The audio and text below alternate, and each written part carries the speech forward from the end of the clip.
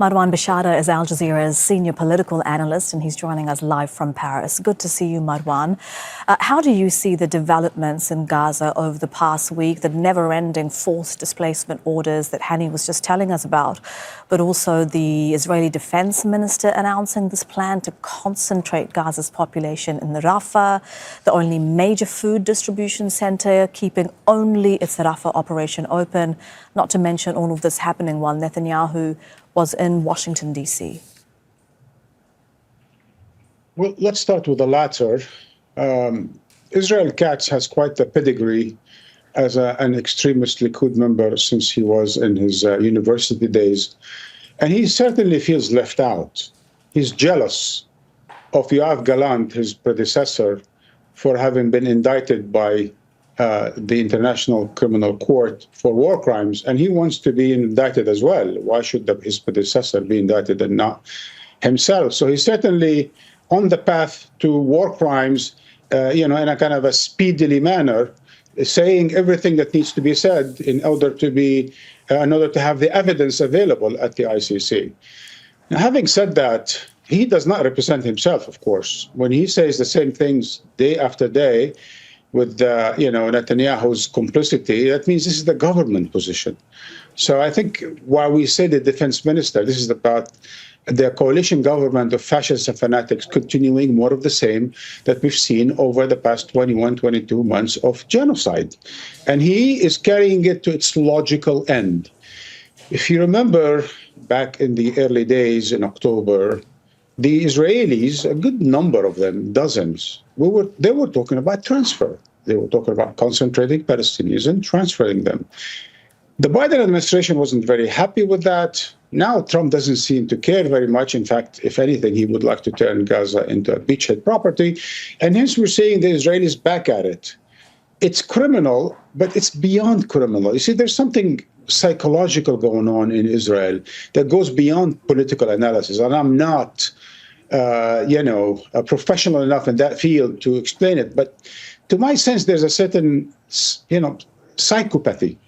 They're quite the psychopaths. The way they talk about the Palestinians, the way they are devising these criminal plans, the way they are so indifferent to human feeling, to human suffering, tells you that these people need to be all rounded up and sent into some kind of a mental hospital or something.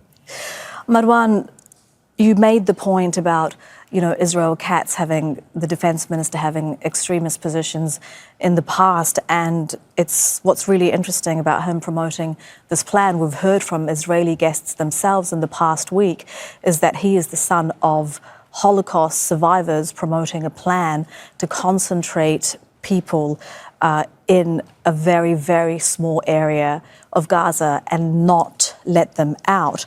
Why don't you think we've seen more condemnation of this plan coming from overseas? The UN Agency for Palestinian Refugees, for example, has said we cannot stand by silently while large-scale forced displacement happens yet again. And yet that's exactly what the international community is doing right now. You're right in more ways than one, but just to sort of decipher a bit, because I've been having trouble, especially the last 2 years, with the concept of the international community. There's clearly no international community whatsoever, right? I mean, there's some form of international law that we've lived through it, hardly ever implemented since Second World War.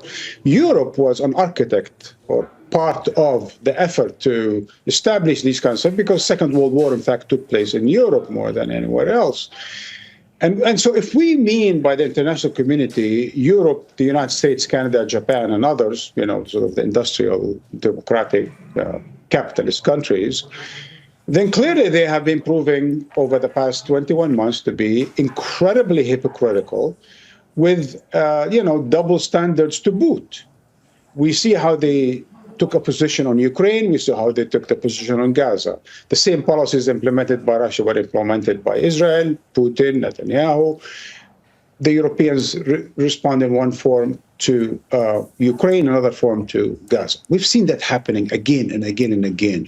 So clearly, Western nations are being totally hypocritical, but also totally undemocratic. Because Western public opinion, European public opinion, here in France, in Germany, in the UK, like absolute majorities or great majorities of people in the United States are taking the position that war has to stop. Their governments need to do something about it. Not talk about recognition of a Palestinian state, not talk about we need to talk sense into the Israelis, not boast as Kaya Kalas just boasted of, reaching a historic deal with Israel about letting food aid in. And we know it's all humbug because they won't take a stand on the simplest of matters.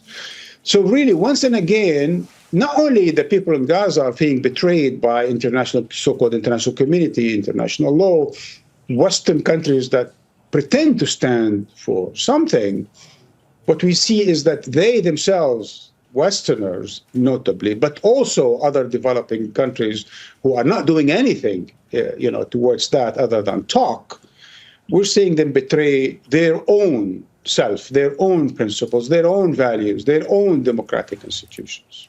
That is our senior political analyst, Marwan Bishara, joining us live from Paris. For now, thank you, Marwan. Make sure to subscribe to our channel to get the latest news from Al Jazeera.